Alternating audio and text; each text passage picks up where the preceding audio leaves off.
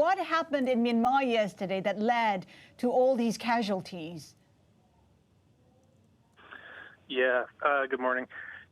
We've seen just a gradual escalation over the day as military and police forces were reported to have used tear gas and fired live rounds at protesters all across the country. The UN Rights Office, as you said, has noted at least 18 people were killed. At the same time, we've seen now some reporting that more than 500 protesters had been detained in 11 provinces yesterday alone.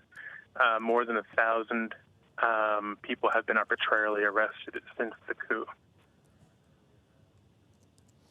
But just here, Philip, I mean, the thing is, where does it all go from here? I guess that's like asking how long a piece of string is, really. Yeah, it's difficult to tell right now, but I can say that protesters have vowed to continue demonstrations until their demands have been met. They are currently seeking the release of civilian leaders, including Aung San Suu Kyi, recognition of the 2020 election results, which have been voided by the new Union Election Commission, and as well as the complete withdrawal of the military from politics. Of course, Myanmar's military has been in charge of the country for now several decades. In terms of where it kind of goes from here, Myanmar's military has had a history of deadly crackdowns against dissent. A United Nations report found that 31 people were killed in 2007 during the Saffron Revolution, while hundreds or possibly thousands were killed in the 1988 uprising. So, I mean, that trajectory, there's no sign of any slowing there.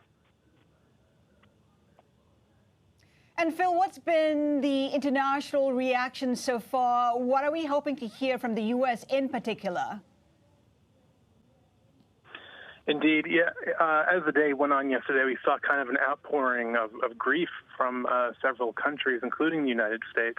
As the death toll slowly had risen, the U.S. has already responded, announcing sanctions targeting military leaders and called for a return to democracy. And it did further signal plans to respond with measures.